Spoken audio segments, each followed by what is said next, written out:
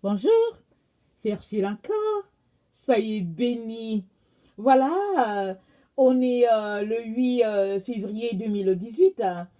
Je viens en ce jour sonner encore la trompette et rappeler à tout le monde que notre glorieux Seigneur Jésus-Christ arrive bientôt.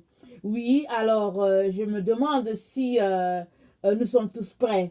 Alors, si nous pensons que nous ne sommes pas prêts, alors il est important que nous puissions vraiment nous apprêter. Et quand bien même on pense qu'on serait prêt, il faut toujours s'apprêter parce qu'on n'est jamais assez prêt jusqu'à ce qu'il vienne. Donc voilà, ne nous laissons pas voler vraiment cette grâce-là qu'il nous accorde de pouvoir arriver au ciel sans passer par la mort. Ça, c'est vraiment une grâce. Nous sommes cette génération-là qui avons l'opportunité de vivre l'enlèvement. Alors, j'aimerais vraiment nous encourager à nous sanctifier, à nous purifier au jour le jour, afin que ce jour-là, on ne soit pas surpris et on ne soit pas honteux. Donc voilà, aujourd'hui, je continue dans la même série que j'ai apportée il y a 2 jours. Pardon, excusez-moi, les aliens, mythes ou réalité, le 2. Donc voilà, et puis aujourd'hui, on va parler des Néphilim. Et donc la première fois, quand on a abordé ça, on a parlé on a fait un peu d'histoire. Et là, aujourd'hui, on parle des Néphilim. Et la référence, c'est évidemment dans le livre d'Enoch, mais aussi on en parle dans la Bible. Et c'est comme si on a mis une astérisque dans la Bible et puis tout le développement se trouve dans le livre d'Enoch et on a l'occasion de regarder ça. Alors, j'aimerais déjà nous rappeler encore, parce que je pense que j'en ai parlé dans la première vidéo, que il est important, quand on écoute cet enseignement-ci, il est important qu'on vienne avec un esprit dégagé. Parce que si on est sceptique, on risque de se fermer la porte de beaucoup de choses. Parce que la Bible dit, vous connaîtrez la vérité et la vérité vous affranchira. Et vous savez, souvent on ne se sent pas capable d'apporter un certain enseignement parce qu'on se dit qu'on n'a pas tous les éléments. Mais le Seigneur, il m'a dit, j'aimerais que tu apportes l'enseignement dessus, que tu éclaires mes enfants, parce que vraiment, plusieurs ne sont pas au courant de ce qui se passe et j'aimerais qu'ils soient informés, parce que ce n'est que la vérité qui peut les libérer. Donc voilà, alors on va passer à travers tout ça avec notre Seigneur Jésus-Christ et soyons confiants que c'est lui qui va nous enseigner à travers, évidemment, les recherches qu'il m'a donné de faire. Donc voilà, alors j'aimerais nous rappeler qu'au IIIe siècle, ils ont enlevé le livre d'Enoch qui figurait déjà dans la Bible et c'était au concile de Laodicée. Hein, c'est surprenant, hein, parce que Jésus dit il parle à la septième église. Il a dit à l'église de Laodicée, tu n'es ni froide, tu n'es ni chaude, je vais te vomir de ta bouche, de ma bouche, pardon, parce que tu dis que tu es riche, tu n'as pas besoin de Dieu, et Dieu dit, tu es pauvre, tu es aveugle, tu es nu, tu es tiède, misérable, malheureuse. Voici tout ça, les caractéristiques de l'église de Laodicée. Et c'est à un concile de Laodicée, en 364 après Jésus-Christ, que ceux-là qui sont retrouvés là ont décidé d'enlever le livre d'Enoch. Ils ont enlevé le livre des vigilants, ils ont enlevé, je pense, le livre de Baruch, et puis beaucoup d'autres livres. Et quand je suis passée à travers, je me suis rendu compte que ça, c'est des livres qui parlent de la fin des temps. Alors, l'ennemi pensait justement qu'en faisant cela, il nous priverait de beaucoup de choses. Évidemment, parce que si l'église, la septième église, cette génération-là dans laquelle nous vivons, l'église de Laodicée, qui est froide, qui n'est ni froide, ni chaude, qui est tiède, vraiment, et qui pense qu'elle est arrivée quelque part, vit comme ça, c'est parce qu'au fait, elle a été empêchée vraiment de tomber sur un livre très important que Dieu lui avait destiné. Parce que Dieu est tellement bon que, voyant tout ce qui s'était passé, et avec toute la déchéance morale au milieu des humains, Dieu a décidé de prendre Enoch, de lui enseigner toutes les choses qui allaient venir par la suite, et il a demandé à Enoch de nous laisser ça avant que lui, il enlève Enoch. Alors, quoi de plus normal pour l'ennemi de pouvoir nous priver de ça? Parce que si tu connais quelque chose, tu vas travailler. Une fois que tu es éclairé, Tu vas travailler à ce que tu ne tombes pas dans le piège. Mais si tu n'es pas éclairé, ben voilà, on va te duper. Alors c'est ça un peu qui est arrivé à cette église-là et puis qui arrive à plusieurs d'entre nous. Et alors, je vous encourage à pouvoir ouvrir l'esprit, à recevoir cet enseignement-là. Et puis c'est bon de faire des recherches. Vous savez, il n'y a rien qui va vous arriver. Il y a des gens qui ont peur qu'ils tombent sur des écrits qui sont mauvais. Il n'y a rien qui va vous arriver. Puisque vous êtes des enfants de Dieu, si vous commencez à lire un livre que Dieu n'y est pas, vous allez tout simplement laisser parce que l'Esprit de Dieu sera attristé. L'Esprit de Dieu en vous sera attristé. Alors Dieu, je pense que c'est dans Proverbe 1, ça dit que l'insensé rejette l'instruction. C'est ça que ça dit. Ne soyons pas des insensés, soyons des sages. Et les personnes sages, elles cherchent toujours l'instruction. Et une fois qu'elles sont instruites, elles cherchent aussi à instruire d'autres personnes. Alors ça c'est très important. Alors c'est pour cela que je viens vraiment nous encourager avec cet enseignement-là et nous rappeler que nous sommes dans la fin. Nous sommes dans la fin de notre époque. Et parce que après qu'on aura vécu l'Apocalypse, on va tomber dans le millénium. Alors, il faut bien que ces choses-là arrivent et Dieu ne veut pas qu'on soit ignorant. Alors, c'est comme ça qu'il nous informe. Alors, qui sont donc... attendez. Voilà, l'une des raisons aussi pour laquelle ils nous ont retiré... pas Apocalypse, ils nous ont retiré le livre d'Enoch, c'est que, écoutez, le livre d'Enoch parle de la tribulation, il parle du règne du Christ, il parle de sa venue, et il parle des choses qui vont se passer sur la terre pour que Dieu rétablisse la justice. Alors, si nous sommes privés de ça, évidemment, nous allons tout simplement vivre dans l'ignorance et nous tourner vers d'autres choses pour combler vraiment notre ignorance. Donc nous tourner vers des choses qui sont futiles. Alors c'est ça. Et voilà, il y a plusieurs enfants de Dieu qui refusent effectivement de regarder à ça. Moi, j'ai déjà discuté avec plusieurs, c'est des enfants de Dieu. Ils disent non, je préfère ne pas. Je fais confiance à ceux-là qui se sont retrouvés dans les conciles pour enlever certains livres. Et moi, je dis que quand un enfant de Dieu réfléchit comme ça, c'est très grave. Parce que ces humains-là qui sont retrouvés, c'est des humains comme toi et moi. Et nous savons que le cœur de l'homme est vraiment mauvais. Et on sait qu'il est tourné vers le mal. Si l'Esprit de Dieu n'est pas dans le cœur d'un humain, son cœur est tourné vers le mal. Alors il est très important que dans chaque chose, tu puisses t'arrêter pour savoir est-ce que c'est Dieu vraiment qui est là ou bien est-ce que c'est des humains. Alors rien ne nous dit que c'est Dieu qui les a envoyés à ôter le livre. La preuve est que notre Seigneur Jésus-Christ lisait le livre d'Enoch, parce que Jude, le frère de Jésus, en parle. Et puis dans les grottes de Qumran, quand on a retrouvé tous ces écrits-là, on a retrouvé parmi les premiers chrétiens le livre d'Enoch qui figurait là. Alors ça, c'est la preuve que le Seigneur le lisait. Et même, il y a des analogies. Quand il dit « Heureux les pauvres en esprit, quand le royaume des cieux est à eux », dans les béatitudes, il y a un passage vraiment similaire dans le livre d'Enoch. Je l'ai lu. Alors là, j'étais vraiment plus en confiance.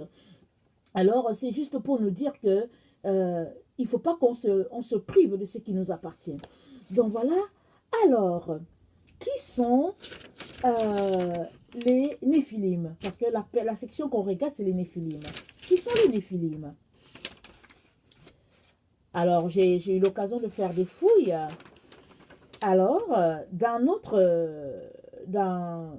époque, là, il parle des aliens, il parle des extraterrestres, il parle des UFO, il parle des veilleurs. Dans le livre d'Enoch, on parle de veilleurs.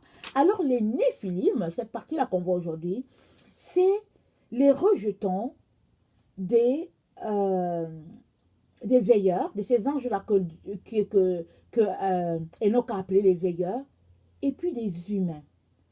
Et c'est dit que il y a 200 anges, on va le lire tantôt, 200 anges déchus qui sont venus se placer sur le mont Hermon et qui ont décidé tout simplement d'aller vers les filles des hommes et puis faire des enfants avec eux. Parce que comme ils ont été chassés du ciel à cause du péché, à cause de la rébellion orchestrée par Satan, ils ont voulu y retourner, mais cette fois-ci à travers leurs enfants. Parce qu'ils se sont dit que peut-être que le Très-Haut aura compassion et que leurs enfants pourront retourner à cet endroit-là. Puisqu'ils savent que les humains étaient vraiment... la Bible nous dit que l'homme a été fait à l'image de Dieu. Donc, alors c'est comme ça qu'ils ont réfléchi. Ils ont dit, bon, voilà un peu ce qu'on va faire. Et puis, et ils s'y sont souillés. Parce que les anges n'ont pas été créés pour avoir des relations sexuelles. Ils ont été créés pour veiller. Ah, leur nom, c'était les veilleurs. Donc, ils ont été créés pour veiller, je pense, au monde, à la situation de l'humanité. Donc, c'est des gens qui sont là et puis c'est leur travail. Mais bon, avec la rébellion qui s'est passée avec Satan qui a voulu prendre la place du Seigneur, alors il y a donc un groupe d'anges qui est parti du ciel et eux, ils ont fait partie. Alors, j'aimerais ça qu'on lise Ézéchiel 28, 12 à 19. On va faire un peu, il y aura un peu quand même plus de lecture. Ça sera un peu long, peut-être que d'habitude, mais s'il vous plaît, c'est important qu'on suive et puis ça va nous libérer. Parce que quand on connaît la vérité, on est libéré. Alors, donc je regarde dans Ézéchiel 28, 12 à 19. Alors, ça parle de ce qu'a été Lucifer. Donc voilà, je commence à partir du verset 13, Ézéchiel 28, verset 13. Tu étais en Éden, le jardin de Dieu. Tu étais couvert de toute espèce de pierres précieuses, de sardoine, de topaze, de diamants, de chrysolite, d'onyx, de jaspe, de saphir, d'escarboucle, d'émeraude et d'or. Tes tambourins et tes flûtes étaient à ton service, préparés pour le jour où tu fus crié. Tu étais un chérubin protecteur aux ailes déployées.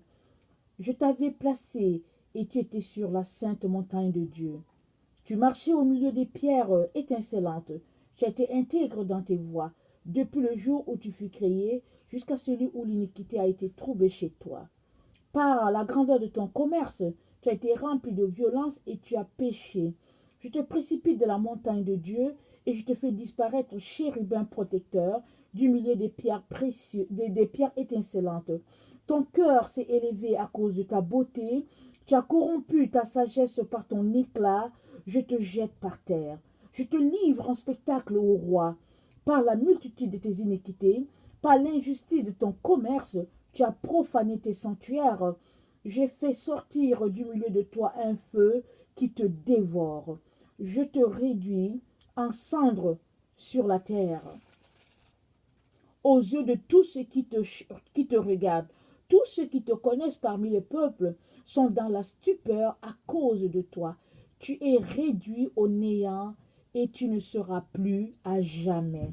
Donc, ça c'est un peu ce que Lucifer a été avant de devenir Satan. Donc voilà.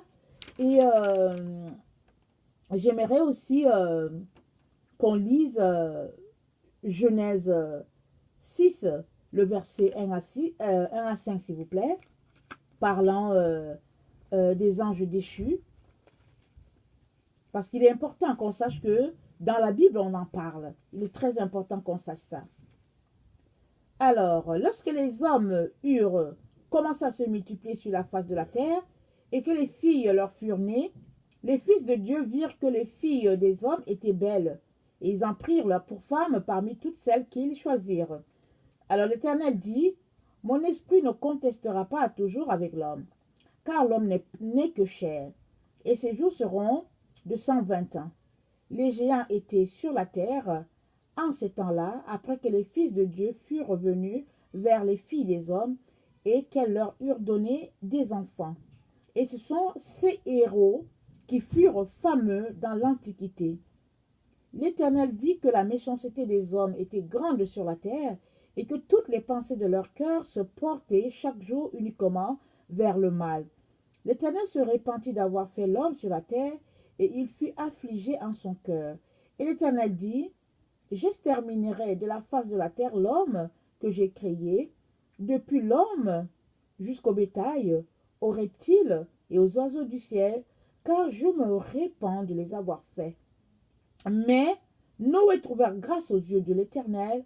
Voici la postérité de Noé. Donc voilà. Alors, dans ces anges-là, ils sont venus vers les filles et la Bible dit qu'ils se sont souillés avec eux. Souillés pourquoi? Parce que Dieu ne les a pas créés pour avoir des relations sexuelles. C'est pourquoi Dieu dit qu'ils se sont souillés. Donc ils ont fait quelque chose qui est abominable aux yeux de Dieu parce que ce n'est pas ça que Dieu avait prévu pour eux. Alors, c'est ça. Et les enfants qui sont nés de cette union-là, c'est eux qu'on appelle les Néphilim. Les Néphilim.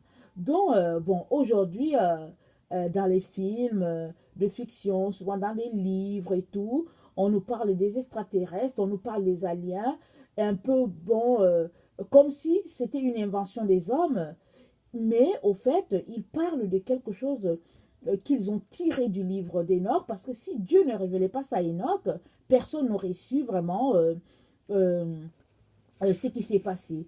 Et puis, maintenant, le fait que on appelle les Néphilim, par exemple, des extraterrestres ou bien des UFO, c'est quand même, c'est juste comme, on essaie de généraliser, mais il y a une différence parce que ceux qui sont appelés, que les gens appellent aliens extraterrestres, c'est eux que Enoch appelle les veilleurs. Les veilleurs, ça dit que les anges, leur rôle c'était de veiller sur la création de Dieu dans le monde et tout. Et, mais les Néphilim, ils ont en eux l'ADN humain et puis l'ADN des anges. Alors, voilà. Alors, j'aimerais qu'on lise Enoch, le chapitre 7 jusqu'au chapitre 11. Et là, on va un peu comprendre qui sont ceux-là. Alors, dans le chapitre 7, ce sera vraiment à peu près ce qu'on vient de lire avec la Genèse. Parce que le livre d'Enoch vraiment va en détail de cette partie-là de la Bible qui n'est pas vraiment explicitée. Donc voilà.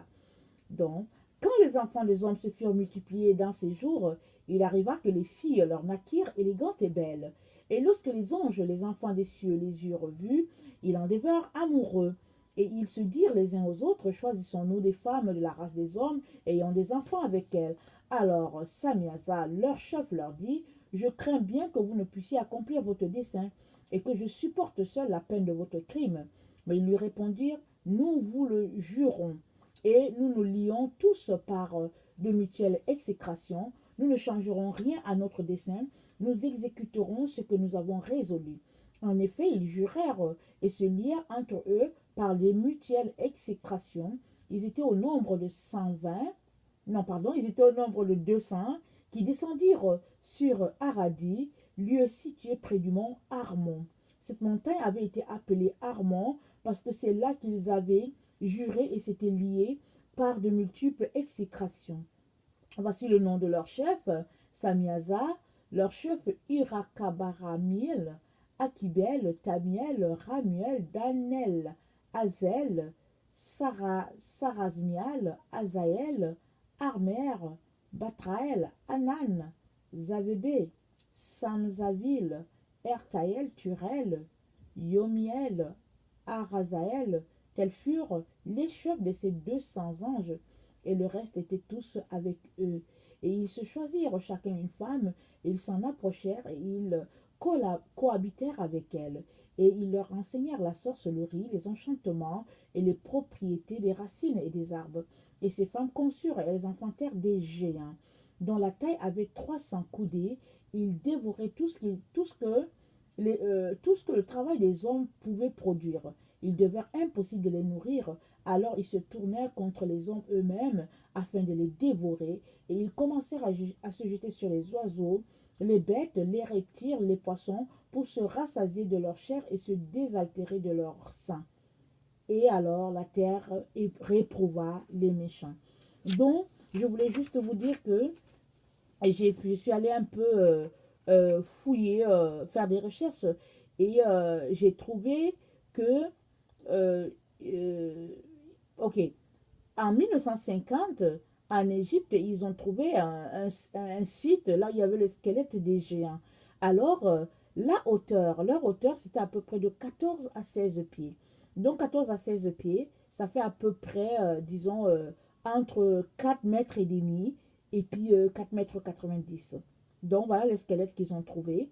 Et donc, c'est un peu ça. Et dans nombre 13, 32 à 33, ça parle de... Écoutez, je ne sais pas si vous vous rappelez, quand Israël devait posséder la terre promise, ils ont envoyé des espions. Et quand ils sont arrivés, les gens sont revenus apeurés. Parce qu'ils ont dit non, il n'y a que des géants là-bas. Et il n'y a que Caleb et Josué qui a dit qu'on va les vaincre. Mais tous les autres avaient peur. Et ceux-là, ces géants-là, ces géants-là, c'est les géants, les Néphilim. Donc, j'aimerais qu'on lise, parce que dans la Bible, souvent, on la lit et puis on ne sait pas tellement. On pense que géants, c'est comme des géants de 2 mètres, mais c'est des géants, les enfants issus des veilleurs et puis des êtres humains. Alors, donc, je vais regarder, c'est dans Nombre 13, 32 à 33.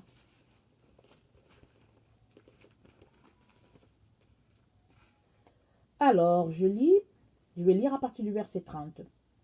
Caleb fit taire le peuple qui murmurait contre Moïse. Il dit, montons, emparons-nous du pays, nous y serons vainqueurs. Mais les hommes qui y étaient allés avec lui dirent, nous ne pouvons pas monter contre ce peuple, car il est plus fort que nous. Et ils décrièrent devant les enfants d'Israël le pays qu'ils avaient le pays qu'ils avaient exploré. Ils dirent, le pays que nous avons parcouru pour l'explorer est un pays qui dévore ses habitants.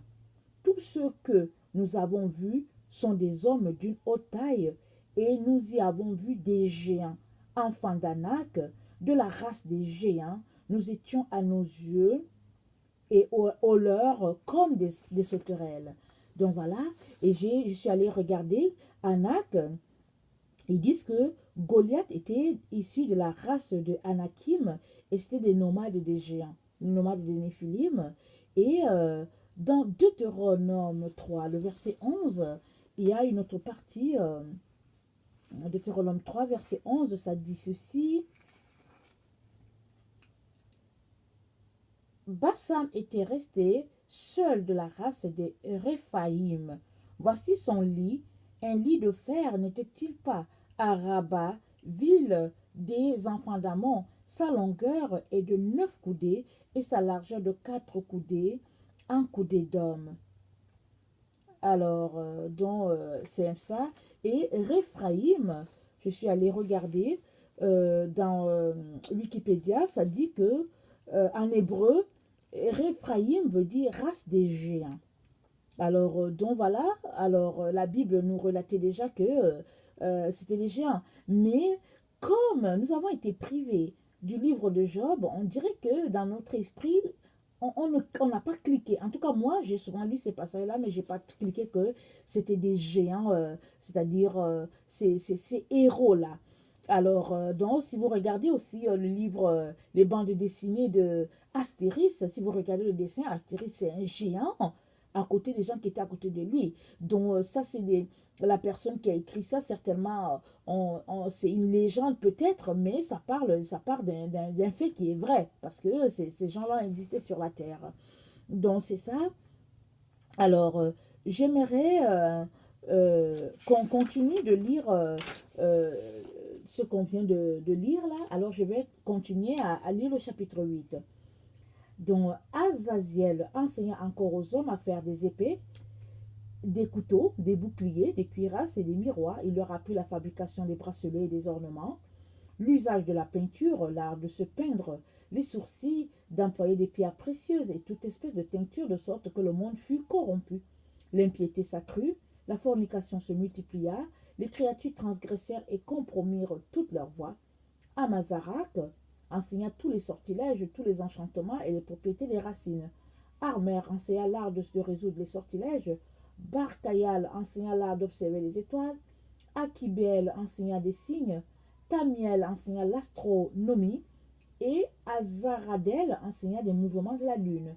Et les hommes, sur le point de périr, élevèrent leur voix, et leurs voix montèrent jusqu'au ciel. Alors, chapitre 9. Alors, Michaël et Gabriel, Raphaël, Suriel et Uriel abaissèrent les cieux, leur regard sur la terre, et virent les flots de sang qui la rougissaient, et les iniquités qui s'y commettaient. Et ils se dirent les uns aux autres, c'est le bruit de leurs cris. Dont les anges là, Michaël, Gabriel, Raphaël, ça c'est les anges de Dieu. Ça c'est ceux qui sont restés vraiment fidèles à leur Père. Alors c'est eux qui ont abaissé le regard sur la terre et ils ont vu ce qui se passait. La terre privée de ses enfants a élevé sa voix jusqu'aux portes du ciel. Et c'est à vous, ô essence céleste, c'est à vous que les âmes adressent leurs plaintes en disant « Obtenez-nous justice du Très-Haut ». Alors ils dirent à leur Seigneur et Maître, tu es le Seigneur des seigneurs, le Dieu des dieux, le Roi des rois. Le trône de ta gloire s'élève de toute éternité, et de toute éternité ton nom est sanctifié et glorifié. Tu es béni et glorifié à jamais. Tu es le Créateur, le Maître souverain de toutes ces choses. Rien n'est caché à ton regard perçant. Tu domines sur tout, et rien ne peut se soustraire à ton autorité. Tu as vu ce que Azaziel a fait, comment il a enseigné aux hommes toute espèce d'iniquité, et comment il a révélé au monde tout ce qui se passe dans les cieux. Samiaza aussi a enseigné aux hommes la sorcellerie, lui que tu avais placé au-dessus de tous ses compagnons. Ils se sont alliés aux filles des hommes, ils ont péché avec elles et ils se sont souillés. Ils leur ont découvert des crimes les plus abominables. Et les femmes ont enfanté des géants, et toute la terre a été remplie de sang et d'iniquité. Et voici maintenant que les âmes de ceux qui sont morts élèvent la voix vers toi et font monter leurs plaintes jusqu'aux portes du ciel. Leurs gémissements montent vers toi. Les hommes ne peuvent se soustraire à l'iniquité qui couvre la face de la terre. Or, tu connais toutes choses avant même qu'elles existent. Tu connais toutes choses, tu sais tout ce qui se passe, et cependant, tu ne nous dis rien. Pourtant, des crimes que devons-nous faire aux méchants? Alors, le Très-Haut, ça c'est au chapitre 10, le Grand et le Saint fit entendre sa voix, et il envoya Arsayaliur au fils de la Mecque, disant, parle-lui en mon nom, mais cache-toi à ses yeux. Puis dévoile-lui le grand cataclysme qui doit faire périr tous les hommes. Car les eaux du déluge se répandront sur la face de la terre et toute créature sera détruite. Mais enseigne-lui les moyens d'échapper. Dis-lui comment sa race se perpétuera sur toute la terre. Puis le Seigneur dit à Raphaël, prends Azaziel, lie-le les pieds et les mains, jette-le dans les ténèbres et abandonne-le dans le désert de Dudaël. Fais pleuvoir sur lui des pierres lourdes et pointues, enveloppe-le de ténèbres, qu'il y reste à jamais, que sa face soit couverte d'un voile épais, qu'il ne voie jamais la lumière. Et quand se lèvera le jour du jugement, plonge-le dans le feu.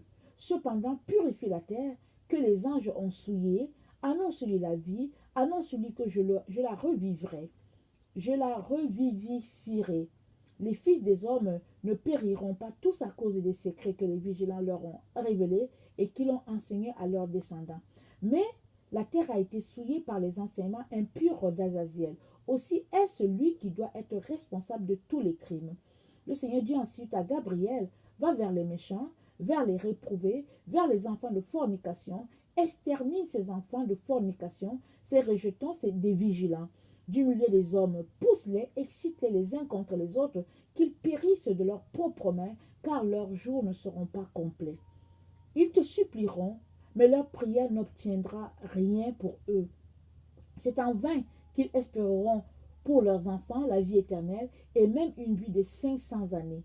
Le Seigneur dit ensuite à Michaël, va et annonce le châtiment qui attend Samiaza et tous ceux qui ont participé à ces crimes, qui se sont unis à des femmes, qui se sont souillés par toutes sortes d'impuretés, et quand leurs fils seront exterminés, quand ils auront vu la ruine de ce qu'ils ont de plus cher au monde, enchaîne-les sous la terre pour 70 années, pour 70 générations, jusqu'au jour du jugement et de la consommation universelle, et l'effet de ce jugement sera pour eux éternel.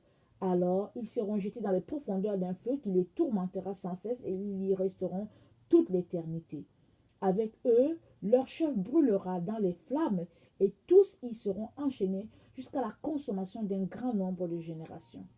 Extermine en même temps toutes les âmes adonnées à des coupables jeux, extermine les rejetons des vigilants. Assez et trop longtemps, ils ont tyrannisé le genre humain. Que les oppresseurs soient enlevés de la face de la terre, que le mal soit anéanti, mais que la plante de la justice et l'iniquité fleurissent et deviennent un gage de bénédiction. Donc voilà.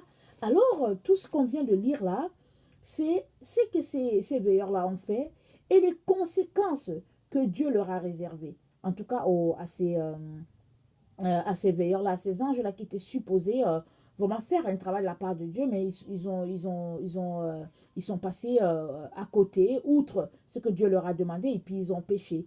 Et Dieu aussi a donné une sentence pour leurs enfants, parce que eux, ils espéraient que les enfants allaient pouvoir voir la face du Père. Mais Dieu dit que non, eux-mêmes, ils seront exterminés. Et donc voilà. Et je pense au... Attendez... au chapitre, je pense que c'est le 15, voilà.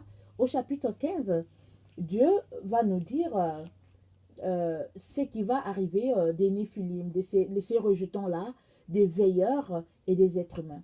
C'est au chapitre 15 que je vais lire. Alors, s'adressant à moi, il parla ainsi, c'est-à-dire que Dieu s'adresse à Enoch. Et écoute sans crainte au juste Enoch. Ô scribe de justice, approche et écoute ma voix. Va, dis aux vigilants du ciel, qui t'ont envoyé pour me prier pour eux. Vous deviez prier pour les hommes et non pas les hommes pour vous. Donc, vous voyez, j'ai lu jusqu'au chapitre 11, mais j'ai sauté le chapitre 12 jusqu'au chapitre 15. Et c'est là que ces vigilants-là, quand ils ont vu que vraiment Dieu avait cette sentence-là pour eux, ils sont allés voir Enoch pour dire, est-ce que tu peux prier pour nous, s'il te plaît, afin que Dieu nous fasse grâce. Donc, ça relate ça. Et donc, Enoch est donc allé voir Dieu pour lui dire, mais est-ce que tu peux faire grâce au péché qu'ils ont fait? Alors, c'est comme ça que Dieu répond au chapitre 15. Et puis, il s'adresse à Enoch, il dit, viens, approche-toi et puis écoute. Alors, il dit à Enoch, va, dis aux vigilants du ciel qui t'ont envoyé pour me prier pour eux. Vous deviez prier pour les hommes et non pas les hommes pour vous. Pourquoi avez-vous abandonné les saintes hauteurs du ciel, votre demeure éternelle, pour aller vous souiller avec les femmes? Pourquoi vous êtes-vous épris des filles des hommes et en avez-vous fait des épouses? Avez-vous pratiqué avec elles les œuvres des enfants de la terre et donné naissance à une race impie? Vous qui étiez des esprits célestes, en possession de la sainteté, de la vie éternelle, vous êtes souillés avec les femmes, vous avez travaillé aux œuvres de la chair, vous avez engendré dans le sang, vous avez agi comme ceux qui ne sont que de sang et de chair. Eux, ils ont été créés pour mourir. Voilà pourquoi je leur ai donné des femmes, afin qu'ils puissent cohabiter avec elles, engendrer des enfants qui perpétuent leur race sur la terre. Mais vous avez été créés de pur esprit dès le commencement. Vous possédez une vie éternelle. Vous n'êtes point sujet à la mort. Aussi ne vous ai-je point donné de femme, parce que esprit pur, vous deviez habiter dans le ciel. Et maintenant, les géants qui sont le prix du commerce de l'esprit et de la chair seront appelés sur la terre de mauvais esprits. Et leur demeure sera sur la terre. Ils procréeront à leur tour de mauvais esprits, parce qu'ils tiennent au ciel par un côté de leur être. Parce que c'est des saints vigilants qu'ils tirent leur origine. Ils seront donc de mauvais esprits sur la terre, et on les appellera esprits du mal. La demeure des esprits célestes est le ciel, mais c'est la terre qui doit être la demeure des esprits terrestres qui sont nés sur la terre. Les esprits des géants seront comme des nuages qui apportent sur la terre des fléaux de toute espèce, la peste, la guerre, la famine et le deuil. Ils ne boiront ni ne mangeront, invisibles à tous les regards. Ils s'insurgeront encore entre les hommes et les femmes parce qu'ils ont reçu la vie dans les jours de destruction et de carnage. Donc voilà ce que Dieu nous dit.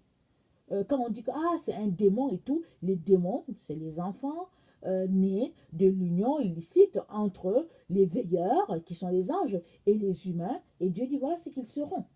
Ils seront sur la terre, et puis voilà comment ils vont faire. Ceux qui envoient, seront leur esprit comme un nuage, ils envoient la destruction et toutes sortes de mauvaises choses. Et on l'a lu plus tôt, je pense au chapitre 11, en disant que Dieu a dit, quand il a dit, il dit va vers eux, et puis dis-leur que, voilà, un peu leur sentence, jamais je ne veux, ils n'obtiendront miséricorde de ma part après ce qu'ils ont fait, mais leurs enfants aussi seront détruits. sur la face de la terre après 70 générations, comme Dieu a dit. Donc, vraiment, tout ça pour nous dire que les Néphilim, ils existent bel et bien. Mais nos yeux ne le voient pas. Parce que Dieu a fait que il a mis une barrière pour qu'on ne puisse pas voir ces choses, ces gens-là. Mais si Dieu ouvre tes yeux, oui, il se pourrait que pour des raisons spirituelles, il te donne de voir ces choses-là. Parce que, à quelque part dans un passage, dans Job, je ne sais plus Job combien, à un moment donné, Job, il a ouvert ses yeux, pas il a ouvert ses yeux, il a vu. Il a vu ces êtres-là et puis il en parle dans le livre de Job. Et bon, il y a aussi plusieurs personnes, des êtres humains qui ont déjà vu vraiment ces êtres-là et puis qui font peur. Mais au fait, Dieu, pour le moment, ne permet pas qu'on puisse être troublé par ça. Mais ils seront là sur la terre jusqu'à ce que la terre soit complètement détruite.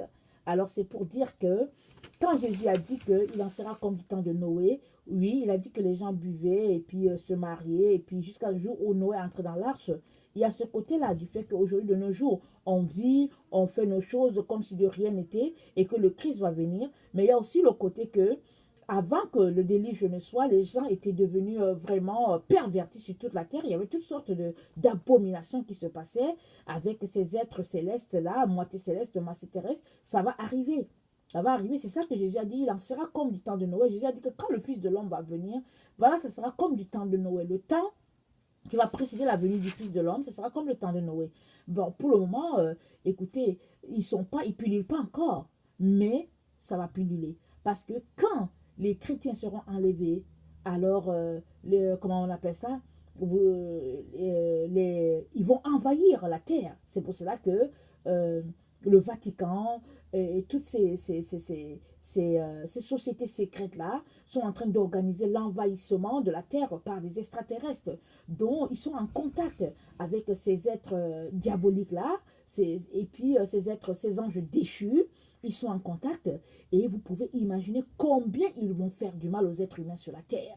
Ceux qui ne sont pas enlevés, combien ils vont faire du mal. Et ça, c'est dans le plan. Et Dieu, comme on vient de lire au chapitre 11, Dieu a dit que jusqu'à 70 générations, et là, il va permettre que tout soit exterminé afin que la justice puisse s'établir sur la terre à jamais. Donc, vous savez que quand on aura fini de vivre Apocalypse, on va tomber dans le millénium. Quand il y a les chrétiens qui seront enlevés, il y aura les 7 ans de tribulation. Bon, je ne sais pas à quel moment vraiment les chrétiens seront enlevés. Est-ce que c'est au début de la tribulation? Est-ce que c'est à un moment donné pendant la tribulation? Ça, je ne sais pas parce que ça, c'est le secret de Dieu. Il sait quand. Mais quand Dieu aura lié l'antichrist, le faux prophète, et puis le diable, quand il sera lié pour 1000 ans, vraiment, ce temps-là de millénium, à partir de là, ce n'est plus les forces de mal qui vont régner. Quand bien même, après 1000 ans, Satan sera relâché. Mais c'est notre roi Jésus-Christ qui va régner en maître souverain. Et ce n'est qu'en ce temps-là que ces êtres-là qui sont rebellés contre Dieu et avec leurs enfants, ils seront détruits. Mais avant cela, il y aura des moments terribles. C'est pour cela que le Seigneur veut qu'on soit au courant de ça, qu'on puisse se préparer afin qu'on ne puisse pas subir l'envahissement planifié par le Vatican et par Satan, par ce monde des ténèbres. Il y a des choses terribles qui se passent. Mais nous, les enfants de Dieu, on vit ignorant. Alors, si tu es ignorant de ces choses-là, comment est-ce que tu vas te préparer? Tu ne peux pas te préparer. C'est pour cela que le Seigneur, dans son grand amour, il interpelle tous ceux-là qui sont un peu informés, il les encourage à informer les autres afin que tous ces enfants soient conscients qu'il y a quelque chose de planifié contre eux qui arrive. Et puis, je pense que dans une des vidéos, Apocalypse 12, je vais le lire d'ailleurs, le Seigneur m'a révélé quelque chose parce que je pense que je l'ai partagé. Dans Apocalypse 12, c'est dit: un grand signe parut dans le ciel, une femme enveloppée de soleil, la lune sous ses pieds et une couronne de 12 étoiles sur sa tête. Elle était enceinte et elle criait, étant en travail et dans les douleurs de l'enfantement. un autre signe parut encore dans le ciel, et voici, c'était un grand dragon rouge, ayant 7 têtes et 10 cornes, et sur ses têtes 7 diadèmes. Sa queue entraînait le tiers des étoiles du ciel, et les jetait sur la terre. Donc voilà, cette partie-là, le Seigneur un jour m'a donné une parole, je ne me rappelle plus, ça doit être en mars 2017, il a dit que quand le dragon va remuer sa queue, ça sera terrible pour la terre. Mais je ne savais pas, je l'ai partagé, mais je ne savais pas ce que ça voulait dire. J'ai continué de chercher la face de Dieu, et Dieu m'a révélé que là, quand le dragon va remuer sa queue, le tiers des étoiles du ciel, sa queue entraînée avait eu le tiers des étoiles du ciel sur la terre. Mes chers frères et chères sœurs, c'est les anges déchus. Parce que dans le livre de Enoch, on les appelle les étoiles. À un moment donné, on appelle les anges des étoiles. Et Dieu m'a révélé que c'est parce qu'il m'a dit que ça va chauffer quand le dragon va remuer sa queue. Il m'a dit ça. Alors je suis allée lire, et je ne comprenais pas, ça m'a pris presque un an pour venir vraiment pour comprendre. Parce que vous savez, le Seigneur, il vous dit quelque chose, et il faut chercher sa face, et puis souvent, il peut vous donner la réponse tout de suite, et puis souvent, ça peut durer. Alors là, c'est comme ça que le Seigneur m'a révélé que ici, là, c'est les anges déchus. Parce que vous savez que pour le moment, ils ne sont pas sur la terre avec nous. Ils sont quelque part là-bas. Ils ne sont pas dans le ciel de Dieu, mais ils sont au-dessus. Vous savez? Mais ils ne vont pas rester là-bas. Parce qu'il faut que le roi de gloire prenne possession de tout son espace.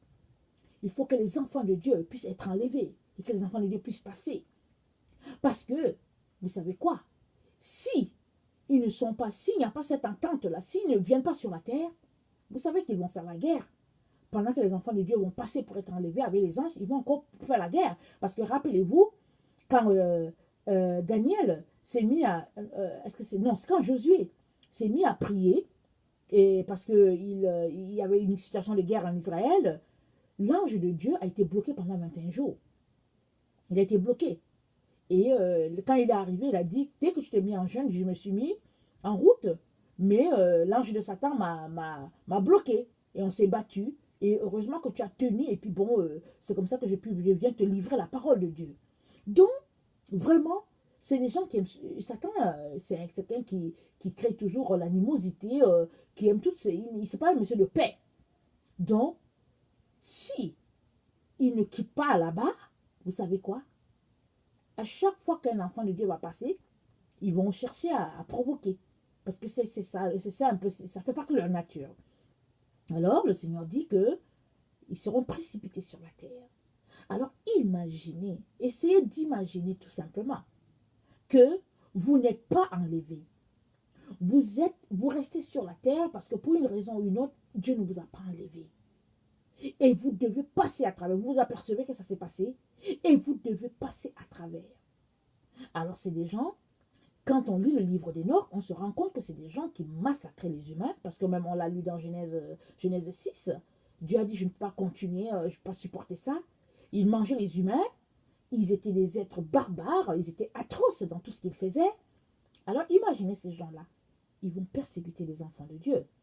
L'antichrist va persécuter, le faux prophète va persécuter, et puis tout ce qu'ils appellent extraterrestre va persécuter. Imaginez comment les gens vont vivre, ça ne sera pas facile. Mais béni soit notre Seigneur, il y a des gens qui vont quand même tenir, qui vont dire, je préfère mourir que de prendre le signe de la bête. Je préfère mourir que d'aller en enfer. Je préfère qu'on me coupe la tête, je vais aller trouver mon Seigneur. C'est pour ça que le Seigneur veut que tu sois averti maintenant. Parce que souvent, quand on lit Apocalypse, on a l'impression que c'est lointain.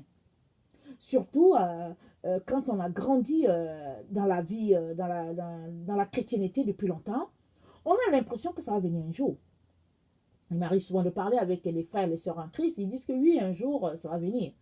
Mais moi, je profite pour leur dire, non, non, non, un jour là, ce sera là bientôt. Ça ne va pas venir un jour, après toi tout de suite, après toi. Alors c'est ça que le Seigneur nous permet vraiment de savoir, parce que il l'a déjà dit, ça sera pire que ce que Hitler a fait aux gens. Parce que quand on regarde les films d'Hitler, on regarde ça, on se dit, mais ça n'a pas de sens. Comment un être humain peut agir comme ça? Mais quand Satan entre en quelqu'un, ben, la personne agit selon son maître. Alors, quand Satan va posséder l'antéchrist, alors ben, il va faire ça, il va se donner à cœur joie de faire du mal aux enfants de Dieu qui ont la lumière. Alors, donc, voilà. Alors, j'aimerais aussi qu'on lise, oui, on a lu le chapitre 15, j'aimerais qu'on lise le chapitre 103. 103. Ça va prendre un peu de temps pour aller jusqu'au 103. Dans le livre d'Enoch, bien sûr, le chapitre 103 dans le livre d'Enoch.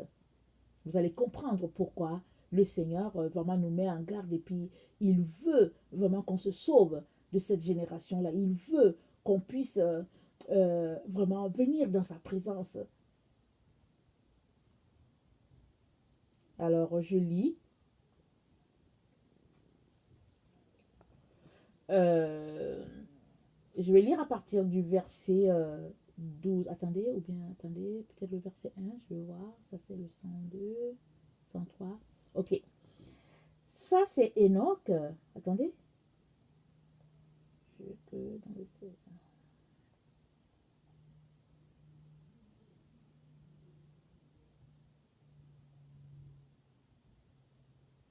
Alors, ça, c'est Enoch qui nous donne des conseils. Il dit, quant à vous, au juste, je vous jure que dans le ciel, les anges rappellent devant le trône du Tout-Puissant votre justice et vos noms sont écrits dans le Très-Haut, devant le Très-Haut.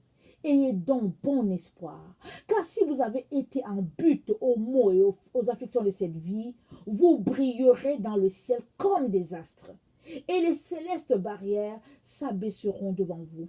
Vos cris demandent justice, et vous serez vengés de tous les maux que vous avez souffert depuis le commencement, et de tout ce qui vous ont persécuté et qui vous ont été et qui ont été les ministres de vos persécuteurs. Attendez donc et ne vous laissez point abattre, car vous jouirez d'une joie égale à la joie même des anges. Et au jour du jugement, vous n'aurez aucune condamnation à craindre. Ne vous découragez donc pas au juste quand vous voyez les pécheurs heureux et florissant dans leur voie. Ne devenez point leurs complices, mais tenez-vous loin de leur foule persécutrice. Vous êtes associés aux troupes célestes. Pour vous, pécheurs, qui dites toutes vos transgressions seront oubliées, sachez au contraire que tous vos crimes sont soigneusement inscrits dans le livre du ciel. De sorte que je vous le dis encore, que la lumière et les ténèbres, le jour et la nuit, seront des témoins contre vous et vos fautes. Ne commettez donc plus d'impiété, ni le mensonge, ne faussez plus la vérité, ne vous élevez plus contre la parole du Saint et du Puissant, ne vous inclinez plus devant de vaines idoles, car vos péchés, vos impiétés seront jugés comme le très grand crime. Maintenant, écoutez le mystère qui vous concerne. Beaucoup de pécheurs corrompront et fausseront la parole de la vérité. Est-ce que c'est pas ça qui nous arrive? Vous voyez, le livre d'Enoch a été retiré. Et puis donc voilà, il dit, ils prononceront de mauvaises paroles, commettront le mensonge, composeront des livres dans lesquels ils déposeront les pensées de leur vanité. Est-ce qu'il n'y a pas tellement de livres qu'on lit qui sont vraiment souillés? Mais s'ils y déposaient mes paroles, ils ne les changeront, ni ne les altéreront point, mais ils écriront avec exactitude tout ce que j'ai dit sur eux depuis le commencement. Je vais vous révéler encore un autre mystère. Des livres de joie seront donnés aux justes et aux sages.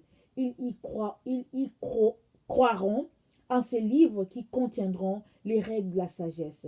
Et ils s'en réjouiront, et tous les justes seront récompensés parce qu'ils ont appris à connaître toutes les voies de l'équité. Donc voilà, c'est sur le chapitre 103 que j'aimerais m'arrêter pour nous dire que vraiment notre Dieu est bon. Et c'est juste un bref aperçu du livre d'Enoch et une petite explication des Néphilim. Mais je vous encourage à aller lire le livre pour vous-même. Et vous serez tellement bénis. Vous serez tellement bénis. Vous allez voir, vous allez comprendre plein de choses qui nous ont été cachées. Et vous allez aussi voir l'amour immense de Dieu pour nous. Comment il nous a tellement aimés. Quand il a vu tout ce qui a été pollué, comment il nous a aimés et il a écrit, il a permis qu'un scribe écrive pour nous et qu'on puisse marcher selon cette vérité-là. Alors, vraiment, ne nous décourageons pas, comme a dit l'aïeul Enoch, mais persévérons dans la vérité.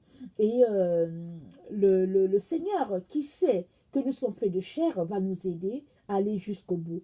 Mais nous sommes dans le temps où Apocalypse est en train de se déballer petit à petit et il est donc important qu'on embarque dans la recherche de la vérité. Ne demeurons pas dans les mensonges parce qu'on nous a trop menti. Mais allons-y de l'avant et asseyons-nous, cherchant le Seigneur et puis cherchant à comprendre vraiment tout ce qui se passe. Et quand Dieu dit que c'est le temps, c'est que c'est le temps. On ne sait pas quand est-ce qu'il va venir. Vous voyez, on ne sait pas. Lui seul, il sait c'est quand, mais nous, on doit être prêts.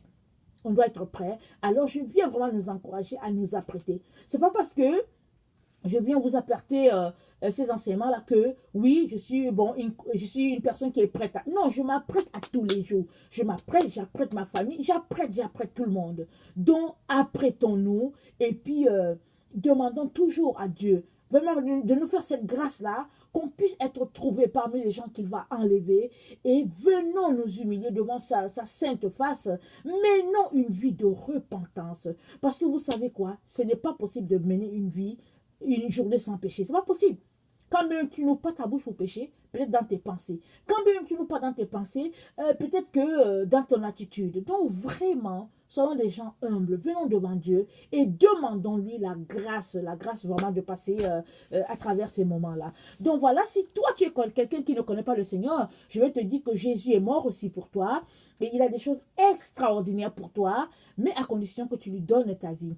Un prophète ne peut pas te sauver parce que bon, c'est des êtres humains. La seule personne qui peut sauver, c'est Jésus-Christ. Ne te laisse pas voler ton salut.